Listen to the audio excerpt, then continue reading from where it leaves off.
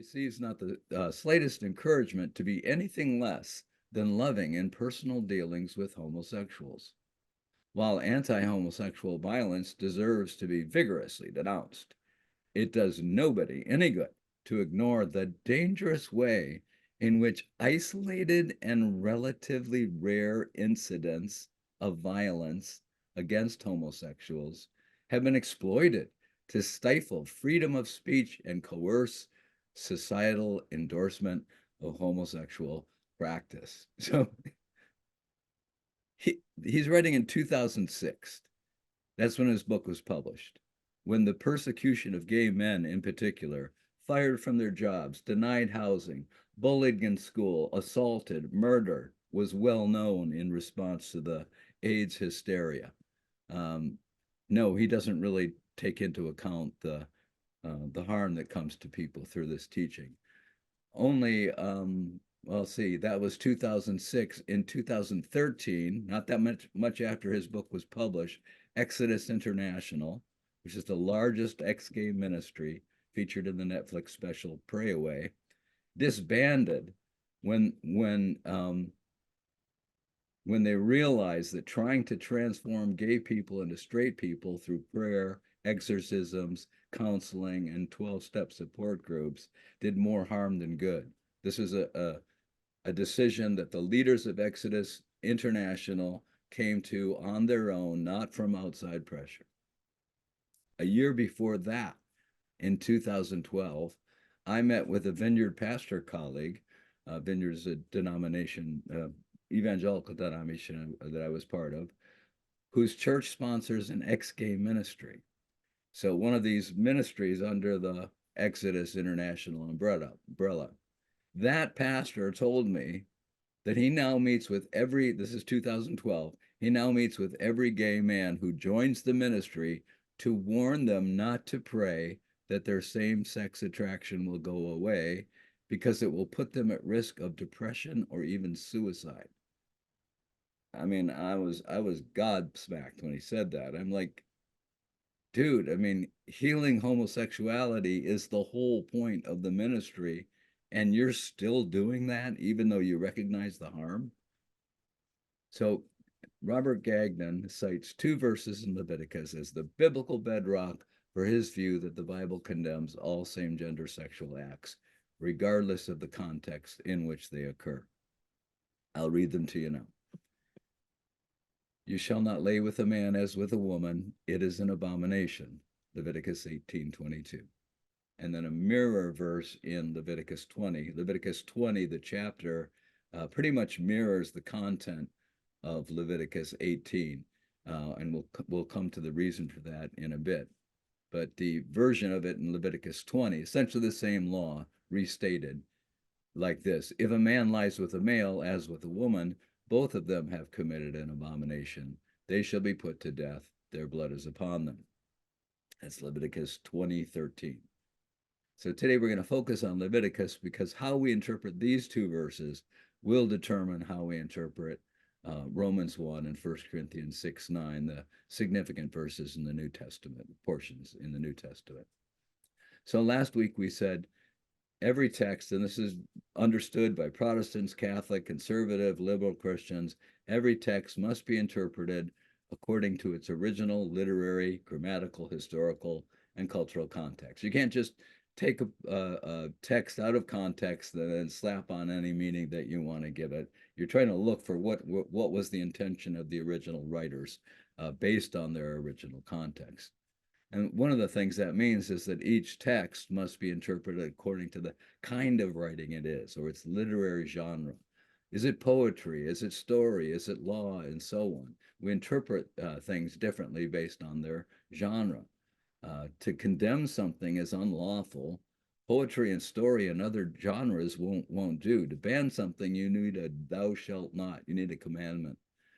So Leviticus 18:22 and 20:13 is the only commandment, the only law prohibiting any form of same-gender sexual conduct. None of the other clobber texts that we've considered or that exist are laws.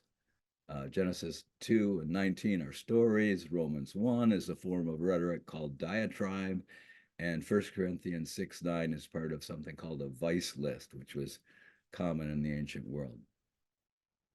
So we're going to circle toward these two verses by asking first, kind of wide angle view, what's happening in the story to this point, the biblical narrative to this point. And then we're going to look at what's happening in the chapter, Leviticus 18 and 20. And only then, what do the laws actually prohibit? Okay. Big picture, what's happening in the sweeping biblical story to this point? In the prequel to Leviticus, the book of Exodus, the newly emancipated Hebrews, under the leadership of Moses, Aaron, and Miriam, have left Egypt, gathered at Mount Sinai to receive the law, and finally have constructed the tabernacle, a kind of portable shrine. And that's the end of the book of Leviticus. God is dwelling in the tabernacle. The people are outside, and the book ends.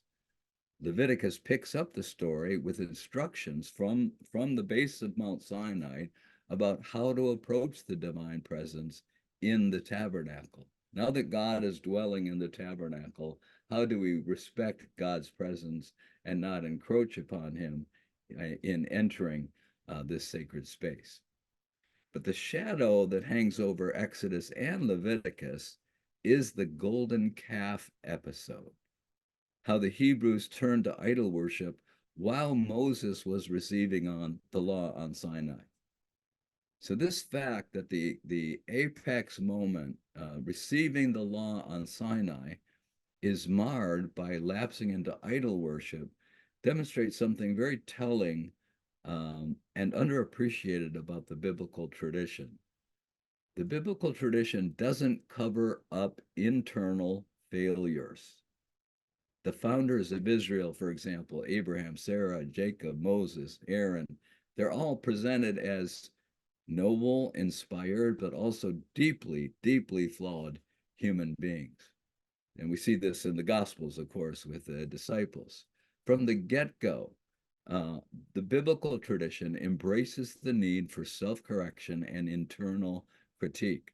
That's what we're doing in this class, and it's at the heart of our tradition to do so. We're not undermining the tradition. We're not straying from the tradition. We're being faithful to something at the heart of the tradition. Every generation has one of these tasks. Okay, Leviticus. I know, I can't even see you through the Zoom, but many a read through the Bible in a year quest has run aground on the shoals of the book of Leviticus. Don't make me read Leviticus. So many people who've tried that have cried out. I've been studying Leviticus intensely for 4 years in preparation for my forthcoming book on affirming theology. Leviticus gets a bad rap because Christians don't bother understanding it on its own terms. It's a very ancient piece of writing with very ancient concept, and most Christians, understandably, we have other things to do, don't take the time to understand Leviticus from its own terms. Leviticus includes one of the most sublime ethical discourses in all of Scripture, Leviticus chapter 19, which is essentially the Sermon on the Mount of the Old Testament. The Leviticus food laws place severe limits on killing animals for meat. Like PETA would be very happy with the Leviticus food laws, part of its concern to limit harm to animals. Many clergy have not read through the entire book of Leviticus more than once, let alone studying it. You probably don't hear a lot of Leviticus sermons. I don't think there are many Leviticus texts in the Sunday lectionary readings. I'm going to offer some details about Leviticus that you've never heard before. But the thing about details, the devil is in the details. And a lie is just a statement that is inaccurate in some of the details. But any lie, repeated enough times, will start to sound like the truth to many people. We've learned that over the recent years, especially. Ignoring the details always favors the lie. So here's the detail that matters. Leviticus chapters 18, 19, and 20 form an ancient literary structure called the bookend structure. It would have been familiar to elite Israelites, but it's not something that is part of our literary tradition. The bookend structure is when two chapters, which are basically mirrors of each other in content, as chapters 18 and 20 are. When you read chapter 18, you say, like, well, why do we need chapter 20? Because it's basically repeating most of the same material with slightly different wording. Leviticus 18 and 20 are the bookends of this ancient structure. And the point of the bookend structure is meant to highlight what's between the bookends. And what's between the bookends is chapter 19. Well, Leviticus 19, that's the love your neighbor and the stranger among you as yourself. Remember, you too were once strangers in Egypt. So, chapter 19 is the holiness requires empathy chapter. Chapter 19 of Leviticus is the source of the Bible of Jesus and Paul for the golden rule test of interpretation that's emphasized in the Gospels and the letters. So, given this literary structure formed by Leviticus chapter 18, 19, and 20, we have every reason to interpret chapters 18 and 20 and everything in them in light of the chapter they bookend and therefore highlight, which is Leviticus 19.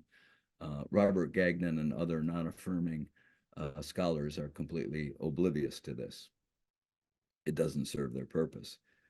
So, love the neighbor and the stranger as yourself includes, well, don't jump to conclusions about a neighbor or a stranger. Get to know them first, as you would want to be known before things were said about you. The Tulsa poet Anthony Curtis Brinkley quotes his grandpa saying, some books look a whole lot different when you open them up and turn the pages. Read before you judge. The same applies to Leviticus 18:22 and 20, verse 13. Don't jump to conclusions about what they mean. Get to know them first. So let's draw the interpretive focus or circle closer to the only law in the Bible that prohibits any same-gender sexual act. So what's going on in chapters 18 and 20 that contain these two verses? Let's read the important preambles to both chapters. So chapter 18 preamble, first opening verses of the chapter that set the tone for it, reads like this. I think this is the NRSV translation. The Lord spoke to Moses, saying, speak to the Israelites and say to them, I am the Lord your God. You shall not do as they do in the land of Egypt where you lived, and you shall not do as they do in the land of Canaan to which I am bringing you. You shall not follow their statutes. My ordinances you shall observe, and my statutes you shall keep, following them. I am the Lord your God. You shall keep my statutes and my ordinances. By doing so, one shall live. I am the Lord. These are emancipated slaves. Their identity has been obliterated by the slave masters. They have no distinct identity. And so God's first task with them and liberating them is establishing their own distinct identity. So the preamble to chapter 20 pretty much expands on this. Remember, 18 and 20 are kind of mirror images of each other. The preamble of Leviticus 20 reads, the Lord spoke to Moses saying, say further to the Israelites, any of the Israelites or the aliens who reside in Israel, basically immigrants living in the land of Israel, who give any of their offspring to Molech shall be put to death. Molech would be one of the gods of antiquity or representation of one of the gods of antiquity. The people of the land shall stone them to death. I myself will set my face against them and will cut them off from the people, because they have given of their offspring to Molech, defiling my sanctuary and profaning my holy name. And if the people of the land should ever close their eyes to them, when they give of their offspring to Molech and do not put them to death, I myself will set my face against them and against their family, and just things won't go well. So this is like a diatribe against what? Against idolatry. This is the concern of Leviticus 18 and 20, and the book of Leviticus in general, and the entire Old Testament, by the way. So Leviticus 18, 22, and 2013 are part of chapters that call for Israel to abandon the idolatrous ways of their former Egyptian captors and the Canaanites in the Promised Land. Why is this context so important in interpreting Leviticus 18, 22, and 2013? Well, because the ethics of any sexual act are determined more so than many other acts. The ethics of any sexual act are absolutely determined by the context in which the sexual act occurs. I mean, in our sexual ethics, the age of participants is paramount as a consideration, distinguishing legal from criminal sexual acts. Consent is also a huge concern in our sexual ethics, much more so than antiquity, where women did not have equal rights under the law. So the commitment, and they didn't either in the New Testament, the commitment of the partners to each other is also important in modern as well as traditional sexual ethics. So laws are usually grounded in an underlying moral rationale or logic. The law is the what, and the underlying moral logic or rationale is the why. But the why is often not specified in biblical law. It occurs in some biblical laws, but not most. And that's the case in many modern law codes. I'm not a legal expert. Chris might be able to correct me on this, but my understanding is that in the US legal code, the moral rationale is largely limited to the preamble to the Constitution, one very long run-on sentence. So an explicit rationale is not part of most laws. Notice the absence of moral rationale in these laws, starting with verse 6. Now, please stick with me here because, we want to do our work here. None of you shall approach anyone near of kin to uncover nakedness. I am the Lord. You shall not uncover the nakedness of your father, which is the nakedness of your mother. She is your mother. You shall not uncover her nakedness. You shall not uncover the nakedness of your father's wife. It is the nakedness of your father. You shall not uncover the nakedness of your sister, your father's daughter, or your mother's daughter, whether born at home or born abroad. You shall not uncover the nakedness of your son's daughter or of your daughter's daughter, for their nakedness is your own nakedness. So there's some different moral rationales there that are not really crystal clear to us as modern people, right? You shall not uncover the nakedness of your father's wife's daughter, born in your father's house, since she is your sister. You shall not uncover the nakedness of your father's sister. She is your wife. She is your aunt. I was I was up at our cottage with Julia, and I was reading through Leviticus again, and I was actually I was scribing Leviticus. I was writing it down word for word in longhand, just so it would soak into my brain. And I was getting a little squirrely in this condition, and I just started laughing. Somehow this just struck me as hilarious. You shall not uncover the nakedness of your father's sister. She is your aunt. I don't know. You had to be there, but it was really funny. It was a different translation too. You shall not uncover the nakedness of your father's sister, for she is your mother's flesh. You shall not uncover the nakedness of your father's brother. That is, you shall not approach his wife. She is your aunt. You shall not uncover the nakedness of your daughter-in-law. She is your son's wife. You shall not uncover her nakedness, etc., etc. I probably could have done the etc. part earlier. You get the gist. Modern readers assume that the dangers of genetic inbreeding is the rationale for these incest prohibitions, right? I mean, that's what we just think. Oh, wow, the Bible's very enlightened. There's these excellent prohibitions against incest. But there's actually no evidence that this was an ancient concern, the genetic inbreeding problem of incest. And the most common, the most egregious, in a sense, form of incest, which is father or stepfather molesting a daughter, is actually missing from this list, which is quite remarkable. Jewish rabbis have different theories about that. The only hint of an explicit moral rationale in these laws is in the ban against a man marrying two sisters. Remember, polygamy was legal in this period. And that's not a genetic danger, a man marrying two sisters. But the rationale is hinted at. You shall not take a woman as a rival to her sister, suggests a rationale that sibling rivalry is intense enough without adding wife rivalry to it. So we do know that incest, though, was viewed as a pagan practice. It was associated in particular with idolatry, especially among the Egyptian royalty. So now we're almost there. Verse 19. You shall not approach a woman to uncover her nakedness while she is in her menstrual uncleanness.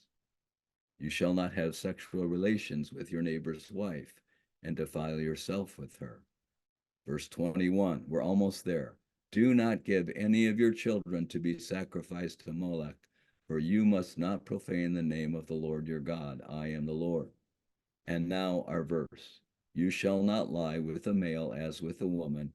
It is an abomination. Followed by, you shall not have sexual relations with any animal and defile yourself with it, nor shall any woman give herself to an animal to have sexual relations with it. It is perversion.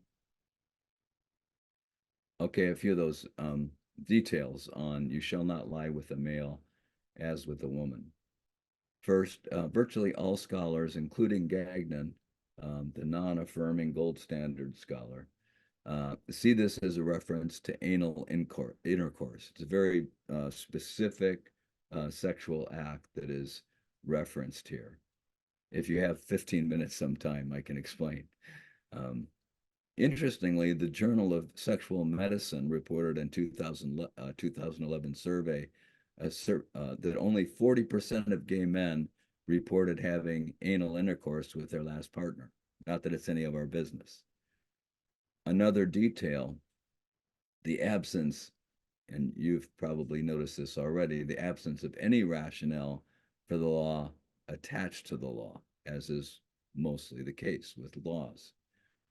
So without an explicit rationale cited in the law, we have to look to what? The context, the literary context especially for clues.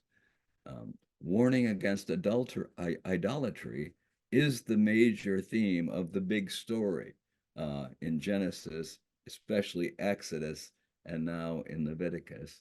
And it's explicitly invoked this concern in the preamble of Leviticus 18 and the preamble of Leviticus 20. And notice at the verse level, what the verse right before you shall not lie with a male as with a woman is. It's you shall not give any of your offspring to sacrifice them to Moloch and so profane the name of your God. I am the Lord. It's an egregious example of idolatry right before Leviticus 18:22. We also know of several verses in the Old Testament banning male temple prostitutes, and the only clients for male or female prostitutes in temples were the men worshipers. Women didn't have that, I guess, that privilege or whatever. An example is in Deuteronomy 23:18, if you're interested. King Asa in 1 Kings is said to have removed the temple prostitutes, the male prostitutes, from the land of Israel, implying that it was happening in Israel around the temple. So this is an internal issue, not just an external issue. Gagnon even admits the following. The leading non-affirming theologian, the gold standard guy, writes this: I do not doubt that the circles out of which Leviticus 18:22 was produced had in view of homosexual cult prostitution, at least partly. He's saying that's the primary thing that the writers would have been concerned about. He doesn't doubt that. He even adds, homosexual cult prostitution appears to have been the primary form in which homosexual intercourse was practiced in Israel. This is a huge admission on his part, even if he dismisses the implication of it. It all adds up, I think, to a very strong case. This law was most likely addressing anal intercourse associated with temple prostitution.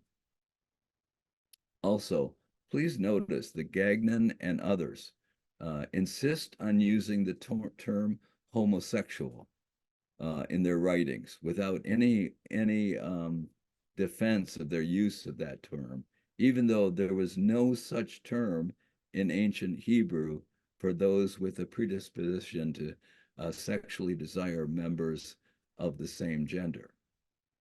The lack of a word for something in antiquity doesn't mean it didn't exist, doesn't mean the phenomenon doesn't exist, but it means that it was not widely recognized in society. I mean, a vocabulary of a nation is kind of a catalog of what the nation recognizes. If a nation doesn't have a word for something, it means that the common perception of the community doesn't recognize something. So Gagnon is imposing by his constant use of the term homosexuality to refer to these verses. He's imposing a modern conception, homosexuality, a term that didn't enter the English language until the mid-19th century, on ancient writings that show no awareness of the concept as we know it today. The Jewish biblical scholars Richard Friedman and Shauna Olansky in the Bible Now observe, okay, if I haven't gotten your interest yet, this is going to get your interest. This is kind of saucy. If the writers wanted to indicate homosexuality as such, why is there no prohibition against female-to-female sexual acts whatsoever, here or elsewhere in the Hebrew Bible? Did you know that? There's no reference in the Hebrew Bible at all that could possibly be construed to be addressing any female-to-female sexual act. They had some juicy details here. Now cover your ears. We're in church. If you don't want to hear this. Surely the writers of Leviticus, they say, were familiar with royal harems. They were in Jerusalem at the time that Leviticus was actually committed to writing. Kings with harems, like King David, like King Solomon, and many other kings of Israel, centered in Jerusalem. Kings with harems are free to practice group sex. And with all those women and only one man, it's kind of naive to think that some women weren't fooling around with each other. So if homosexuality was the concern, lesbian sex would have been prohibited as well. Instead, the very next verse after 1822 reads, "You shall not have sexual relations with an animal and defile yourself with it, nor shall any woman give herself to an animal to have sexual relations with it. It is perversion." There, the author wants to make it clear that this applies to both men and women, but that clarity is not the same when it comes to Leviticus 18 and 22.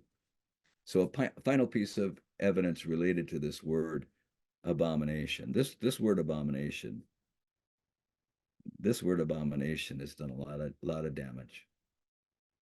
So this is a really big detail, and it's often neglected. I've hardly ever heard this taught except by Jewish scholars. The Hebrew word that is translated in our English translations, abomination, is toeva or toaba.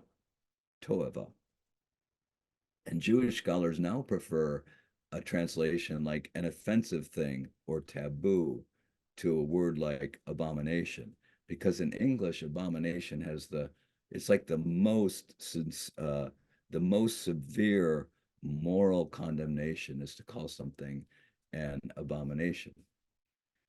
One reason that Jewish scholars no longer prefer the term abomination as an accurate translation of toeva is that in the Bible itself, in the Hebrew Bible itself, in the law of Moses itself, it is not fixed and universal. Let me repeat that. What is considered and declared toeva in the Old Testament is not fixed and universal. it changes within the Old Testament itself, within the law of Moses even. Leviticus 20 refers to all of these practices as toava. Well, Abraham married his half-sister, which later in Leviticus 18 is specifically prohibited, and Leviticus 20 calls that toava. Another neglected detail. Genesis 26:5 says, Abraham kept my commandments, my statutes, and my laws. So in the Jewish tradition, it was understood that Abraham got an advanced down law of the Torah that was given to Moses on Mount Sinai. So he can't claim ignorance. The divine law he received did not include don't marry your half sister. Jacob married Leah and her sister Rachel, also forbidden in Leviticus 18, and not for genetic reasons. Jewish biblical scholars Friedman and Alasky summarize, an act or an object that is not a toava can become one depending on time and circumstances. They also note that the law distinguishes between things that are simply toava, as in Leviticus 18:22, and other things that are toava to the Lord. If it's toava to the Lord, that's even more significant. But Leviticus 18 and 22 and 20:13 are not toava to the Lord. So in Scripture, divine law is given to people in specific historical, cultural contexts, so that when the context changes, some of the divine laws within the Bible itself, within the Old Testament itself, change, not to speak of later writings like the New Testament. Okay, that's a lot to absorb. Let's sum up. Boy, thanks for hanging with me on this. I was putting you through your paces there, and oh, praise me for getting through this with my lame voice. So let's sum up.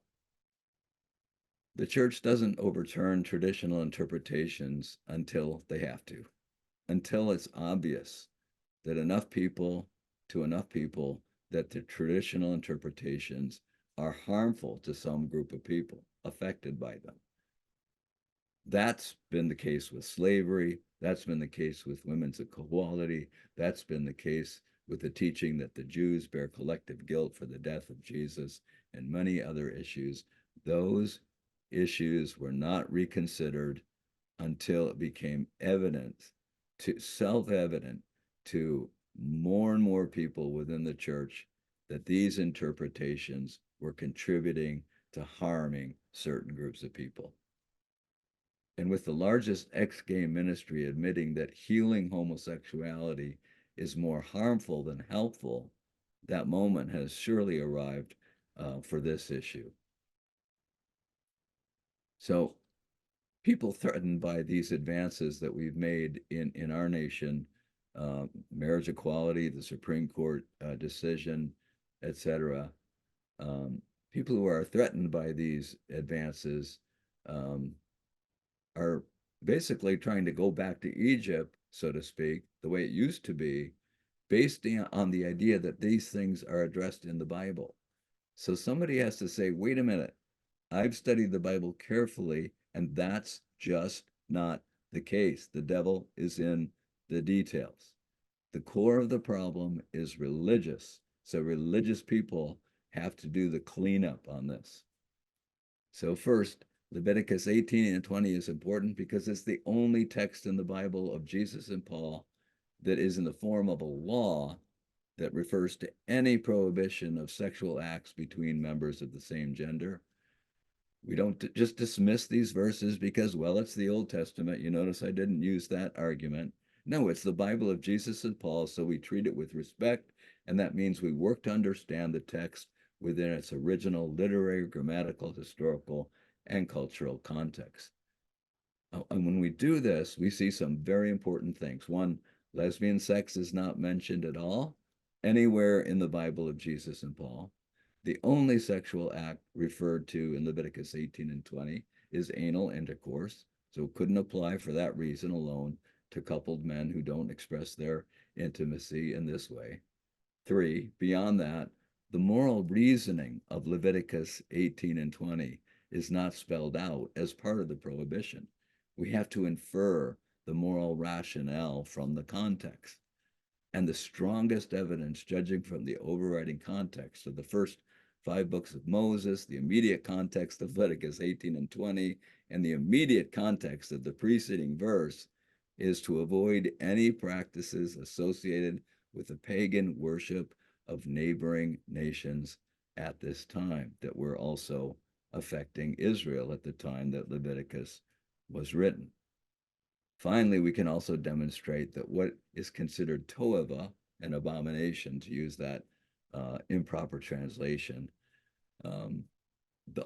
we can also demonstrate that what is considered toeva evolves, it changes, it adapts within Scripture itself.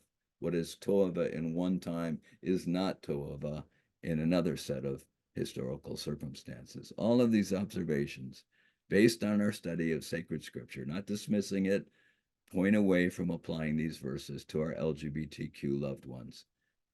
I know all these details can be a little mind-boggling, but remember, a lie is just a statement that is inaccurate in some of the details. But any lie repeated enough times will start to sound like the truth to most people. Ignoring the details always favors the lie. It's easy to dismiss Leviticus because it is such a foreign, it's of all the books in the Old Testament, it's the most foreign to modern readers. It's dealing with purity laws, food laws, sacrifice, all of these things. And so we have like a reflexive kind of contempt for Leviticus. And so it's very easy for us to just dismiss it. The problem with that as a strategy in interpreting these 2 verses is that you can make a pretty good case that Leviticus 18:22 was informing Paul's writings in Romans 1. So it's appearing not just there, but also in Romans 1. Now, in Romans 1, I think the context of what he's writing about has nothing to do with gay couples who love each other. And it will demonstrate that next week, I think, pretty convincingly. And so I'm just a little bit reluctant about just dismissing Leviticus because, well, we don't eat pork and shellfish. That's a pretty easy argument when you get into the details to kind of close down. So I wouldn't make that a linchpin. Another maybe a even better example is the prohibition of sex with a menstruating woman. That's in the catalog of things that are called toeva. Little bit different than the food laws, for example. The food laws it's not immoral for someone to eat prohibited food. It's just you're not supposed to do it, and it's fine for Gentiles to eat prohibited foods. So, but having sex with a menstruating woman, well, I think that was forbidden in the early centuries of the Catholic Church. Maybe today, I don't know, but it's not a common practice to consider that an abomination. So I think if you want to pick something, that's a good one. Christians have been shaped more by Greek culture than Jewish culture in their reading of the Bible. That happened as soon as the church kind of excluded Jewish followers of Jesus. Early in the history of the church forbade Jewish followers of Jesus from keeping kosher and having any Jewish identity, from circumcising their sons. So the church obliterated Jewish identity even within those who were following Jesus. And so that's a huge problem. And that has affected so much of our understanding. So we as Christians, especially conservative Christians, think that any divine law must be universal, it applies everywhere, and it's immutable, it never changes. But that's not a Jewish understanding of divine law. In a Jewish understanding of divine law, the law is historically contingent, and then as circumstances and historical circumstances change, the divine law can change with it because it's complex, and that's a way for the tradition to evolve and to be a living tradition rather than a static tradition. But, I mean, the Bible says it. I believe it. That settles it. That's a very static view of divine law, and you can't justify that view using the Bible. Let's apply the golden rule test to that one. Hate the sin, but love the sinner. Julia, I love you, but I hate your sin. My God, your sin is despicable. It's an affront to God. I'm making a distinction between my love for you and my hatred for your sin. So, it doesn't pass the sniff test, does it? That's not the way we want to be loved. Now, yeah, there is a distinction between the person and the actions, but in something as central to a person's identity as gender, how they identify in terms of gender and their sexuality, uh, love the sinner and hate the sin, I think gave rise to the saying, what is it? There ain't no hate like Christian love. I believe the New Revised Standard Updated Edition, um, which is not it's not being read in the lectionaries yet. It just came out last year, but they at least don't call, 1 Corinthians 6:9 sodomites. Um, it's not perfect on this because the tradition on LGBTQ issues is so like deeply entrenched and controversial that committees are really reluctant to like poke at sacred cows until they really have to. But I would say NRSV updated edition. And there's no study Bible, unfortunately, available for that yet. But the NRSV study Bible is better than the translation. I think because and I can say this as someone who was in the evangelical world, um, scholars and pastors and leaders, they're all affiliated with institutions and they make their living by retaining their good standing in those institutions. That applies to N.T. Wright, that applies to Scott McKnight, it applies to virtually every scholar who is identified with a Christian institution. And those scholars are not dumb. They know that if they cross the line on LGBTQ issues, all their speaking engagements will be immediately canceled. Bookstores will stop carrying their books. They will be persona non grata. And people are more groupish than we are selfish. We survive by belonging to our group. So we have a very strong incentive not to do anything that will threaten our belonging to the group. If you took that factor away, there would just be what's now a pretty steady stream of conservative scholars changing their mind. I just heard about a significant one recently that's not public yet. That would be like a mighty flood, I can assure you. Um, when I did my first wedding, same gender wedding, uh, it was one of the most powerful experiences, and it felt epic because I realized that this is the first wedding that I had performed where the two people were truly um, egalitarian with no gender, with no gender hierarchy stuff to muck it up. Even very progressive couples getting married when they're straight couples, there's always that just long tradition of the bride and the groom, even the language, the bride, kind of implies this husband, who gives this woman to be joined to this man, all that kind of stuff. And the first time I did a wedding of same gender individuals, I was like, wow, this is like a moment in history where two human beings are in love with each other, married, committing themselves to each other, and there's no gender hierarchy in there that's kind of mucking up the works. I think gay couples are doing a great service to the church because it's forcing the church to like look deeper into its own tradition, and we're discovering all sorts of like treasures that we didn't have to, because it wasn't being forced upon us, right? So we're reading the Bible with clearer eyes because of the suffering of gay people in the church, and the willingness of some of them to hang in there with the church, and being part of the change rather than part of the problem. We need to take our Bible back,